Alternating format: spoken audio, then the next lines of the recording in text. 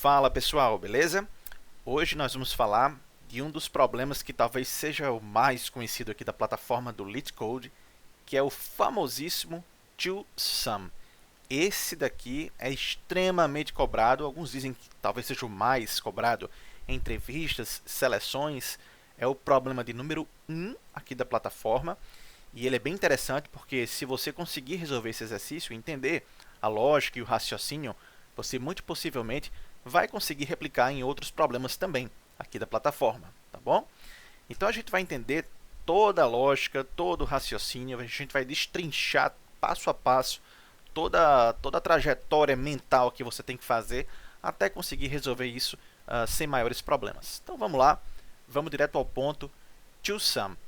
Acompanhe aqui comigo. Vamos ler o enunciado de forma bem pausada, bem tranquila. Vocês vão ver que isso aqui é bem simples de compreender, tá bom? Ele diz o seguinte: dado um array de inteiros, chamado nums, ou seja, um vetor de números, e um inteiro target seria alvo, né? Retorne os índices dos dois números de forma que a soma deles seja igual ao target. Você pode assumir, né, que cada entrada terá exatamente uma solução e não pode usar o mesmo elemento duas vezes. E por fim, ele fala, você pode retornar a resposta em qualquer ordem. Certo, gente? Então vamos lá, vamos para alguns exemplos para mostrar para vocês que a ideia ela é muito simples. Vamos supor que ele nos dá como entrada um array, um vetor, com os números 2, 7, 11 e 15. Olha só, 2 mais 7 dá 9. Opa, deu exatamente o target. 2 está em qual índice? Índice 0. 0. O 7 está em qual índice? Índice 1. Então, a resposta vai ser 0 e 1. Um vetor, um array contendo os números 0 e 1. Por quê? Números na posição 0, que é o 2, mais números na posição 1, que é o 7, somados dão 9, que é justamente o target. Cuidado! Aqui ele não quer que você retorne os números que somados vão resultar no target. Ele quer o índice desses números. Segundo exemplo, ele dá aqui os números 3, 2 e 4. 3 mais 2 é 5, o target é 6. Opa, não dá certo. Mas 2 mais 4, sim, dá 6. O 2 está em qual índice? 1. E o 4? Índice 2. Então, a resposta vai ser 1 e 2, que são os índices dos números que somados vão resultar exatamente aí no target. Por fim, um terceiro exemplo, ele dá os números 3 e 3, e o target seria 6. E aqui é o índice do número 0 e o índice do número que está na posição 1. Tá bom? Cuidado aqui, tem que ser diferente, a resposta tem que ser diferente, não pode ser igual. Beleza, aí você imediatamente, já ansioso para responder, né, pode pensar, mas Daniel, aqui é bem tranquilo. Eu posso tentar, por exemplo, resolver na força bruta, né? Eu posso analisar aqui o número 2, pegar o número 2, que está no índice 0, e analisar todos os números subsequentes somando com 2. Por exemplo, eu estou aqui no 2, né? Então vamos percorrer todos os números, 7, 11, 15, 7. Aí eu somo com 2. 7 mais 2, 9. Opa, já achei a solução. Retorno o índice do 0 e o do 7 e acabou. Isso funciona? Funciona. Ah, mas vamos supor que o target seria outro, né? Não seria o 7, por exemplo. Então vamos passar aqui para o 7. Aí eu estando no 7, analiso todos os números subsequentes após o 7, para somar e tentar achar aí uma soma que dê um target que é igual a 9. Gente, essa abordagem, ela funciona, essa abordagem da força bruta, mas ela é ineficiente. Isso geraria uma complexidade quadrática totalmente fora do que a gente quer fazer aqui. O próprio enunciado fala, olha, você consegue me mostrar, né, um algoritmo que seja inferior no que diz respeito à complexidade de tempo a O de n ao quadrado? Porque quando você faz uma abordagem que para cada número você analisa todos os outros ou diversos outros, você cresce aí de forma quadrática. Isso pode gerar uma ineficiência quando as entradas forem muito grandes. Para entradas pequenas até funciona, mas quando a entrada é muito grande, se fosse um vetor muito grande, um array muito grande, isso poderia ser extremamente ineficiente. Tá? E tem alguma forma mais eficiente, Daniel, de resolver? Tem. E é justamente o que eu vou mostrar para vocês. A gente vai falar aqui, pessoal, de uma estrutura de dados. Nós vamos utilizar essa estrutura de dados, que ela é conhecida como hash map. Muita gente conhece também como hash table, né? Conhece como dicionário, enfim, tabela hash. O que importa é, guardadas as devidas diferenças, né? Cada nomenclatura, cada linguagem trata de uma forma diferente, a gente vai entender o que é essa estrutura de dados aqui, o hash map, e por que é que ela ajuda tanto, né, a resolver esse problema de forma tão eficiente, essa ideia desse mapeamento, né? Inicialmente eu quero dizer para vocês que eu estou utilizando, eu sempre utilizo, por padrão, a linguagem Java, certo? Você pode utilizar Python, pode utilizar C, Go, enfim. E a primeira coisa que eu vou fazer aqui é justamente criar esse mapa, beleza? Como é que eu crio esse mapa utilizando Java? Da seguinte forma, eu digo map, né?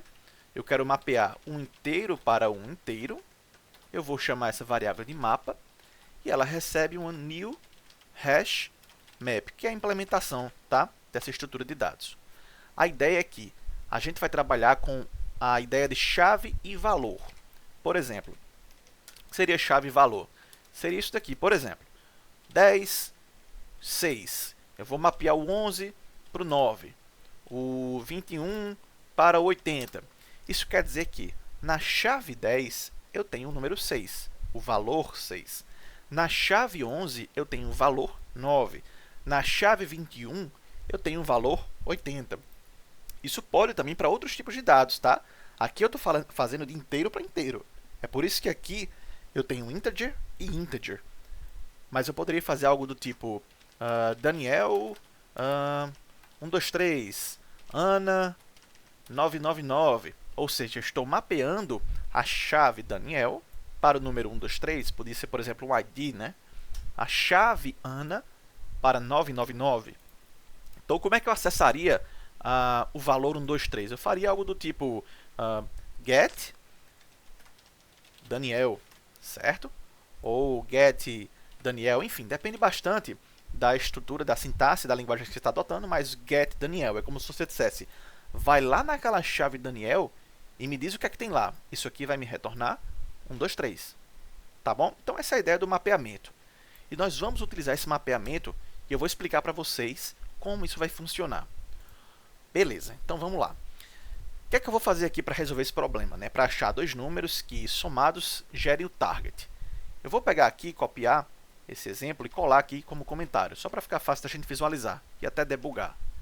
Vamos dizer que a entrada foram os números 2, 7, 1 e 15, tá? Exatamente como no primeiro exemplo, e o target foi o número 9. O que é que eu vou fazer? Como é que eu vou encontrar os números e, obviamente, os índices deles, né, que é o que eu quero, de modo que esses números somados resultem em 9? Da seguinte forma, se eu estou trabalhando com índice e eu quero percorrer esses números, vamos utilizar um for tradicional, daqueles que tem o índice i, né? Índice i igual a 0, ele vai até nums.length e i mais. Ok? Beleza. E dentro desse for, eu vou sempre calcular o complemento. O que é o complemento? É o restante que falta, certo? Para chegar em um número. Por exemplo, vamos supor que eu estou aqui no for no int i igual a 0. Estou na primeira posição aqui do vetor, que é 2. Concordam? Beleza. Qual é o complemento aqui para chegar em 9? 7. Por quê? 2 mais 7 é igual a 9. Então, como é que você acha o complemento de um número? O complemento é o que falta para chegar naquele número. Da seguinte forma, o complemento é igual ao número alvo que você quer alcançar, menos o número que você está analisando naquele momento.